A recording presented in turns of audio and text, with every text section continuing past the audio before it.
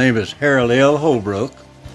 I was born in Carter City, Kentucky, 12/11/19, and I graduated from high school in 1937.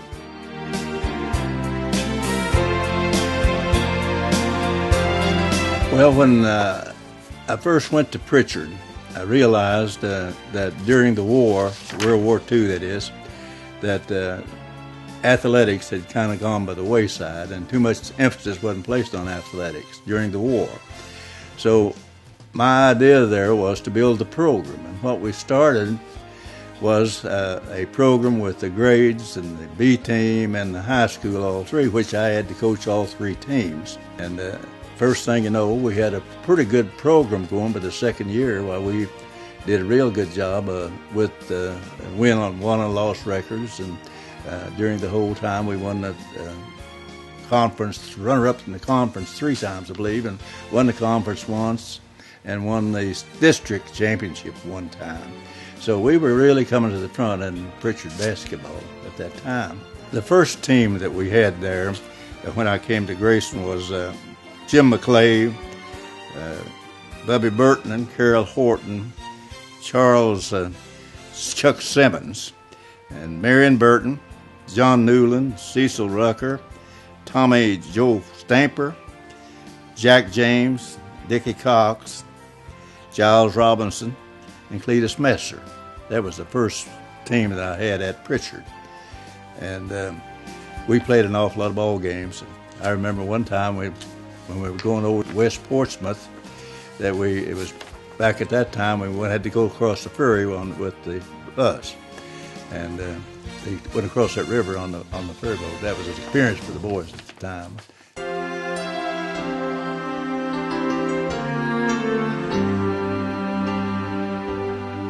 In 1957, they needed a new basketball coach. For some reason, he resigned. And Mr. Calhoun came to me this time and asked me to come back to Prichard as basketball coach and baseball coach. So that's how I came back to Prichard in 1957 and stayed there until '63. We were very successful in that period of time. We won the conference championships and district tournament twice, and we went to the finals of the regional tournament at Moorhead against Ashland. And one of the best seasons that we had in my coaching career, we won 32 ball games and lost 6 in 1961. They were close-knit, and they played every chance they had. And the 2 seniors on that team was Rex Stamper and Frank Craig. Frank Craig was the largest boy that we had, in fact, the only big boy that we had. And that is the only thing that we lacked in that team and the next year's team, 59 team, was size. I want to tell you about the 58 and 59 team. They were a very special team that I had in my career. They were a bunch of good boys, and they worked together, got along good, and they were a bunch of good athletes. And we had a very good season in basketball, and it was except during that year we had a car accident. One of the boys got hurt real bad and hurt us real bad, and that was the year of the Asiatic flu. And I don't know of any game that we played that we had full strength. But one of the things about that 59 basketball team was that Olive Hill was rated #1 a part of the time during the state during that season, and they were always rated 1, 2, and 3 in that area, and were picked maybe to win the state championship. And actually, they were good enough to win it and should have. But what happened when we played Olive Hill at Olive Hill, we really threw a scare into them, and we were tied at the half, and really went on. I think they beat us 11 points, but we run a scare into them because they knew or thought they were going to the state tournament. And they did do that, but they were ready for us in the district.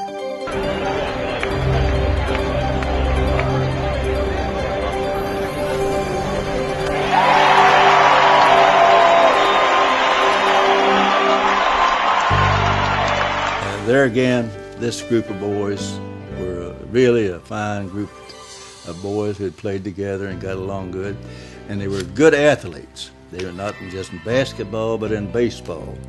And we had a good baseball team. There's no question about that.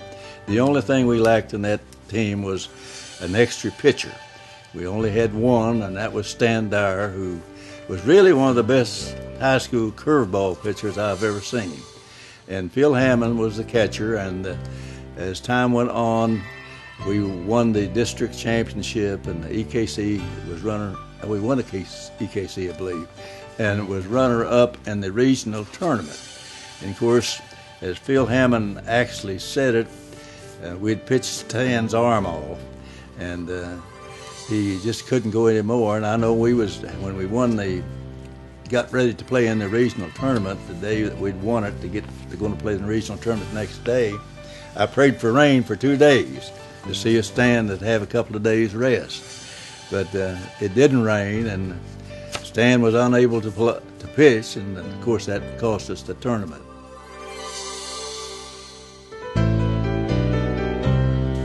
The 1960, 59 and 60 team, of course we had there again a bunch of good boys who were good athletes and a little more size than we'd had before. Had George Wagner, which was our biggest boy we had, and Tommy Dale was a pretty good-sized boy, but he was just a freshman at the time. And David Nash, Paul Steele, and George Wagner were the seniors. And we went into the district tournament against Olive Hill, I believe it was, and we won the district that year, and also advanced to the finals of the regional tournament in basketball against Ashland. And we were beaten with Ashland that year. When they beat us in the finals of the regional tournament, they had Connolly and Sargent and all those boys. And the next year, in the 61, they won the state championship. In fact, we played about as good as anybody that played them in the state tournament that year. And 1961, 60 and 61 is when we had our best year with 32 all games and lost 6. And we were beaten in the finals of the regional tournament, or not the finals, but the semifinals that year. We won the district that year, and so we were a good ball club. There was no question about it. And we had Gordon Baker and Jim Elam, Jack Strother.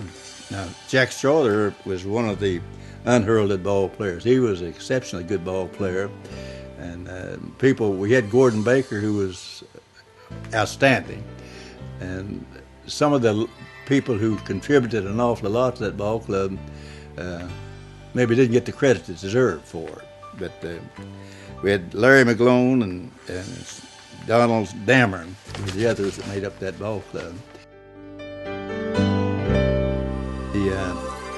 After we'd been successful in 61 or 60 and 61, we had a little drop off of the 61 and 62 season. The seniors on that team was Ronnie Miller, Warren Ray Kelly, and Billy Jack Lewis. And we won more ball games than we lost that year, but we didn't have as good a season as we had the 2 years before. We had a good season that year. In fact, the matter is, one of the years we should have gone to state tournament. Breckenridge won the state regional tournament, but we had beaten Breckenridge about 25, 30 points that season. The seniors on that team was Jim Clark, Tommy Dale, Jim Justice, and that was the 3 seniors on that ball club.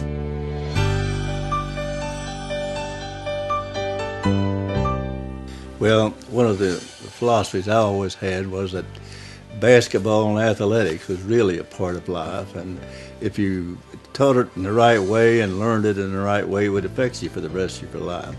Discipline and organization was important, not only for a person's teamwork and the job that they do later on, but individually.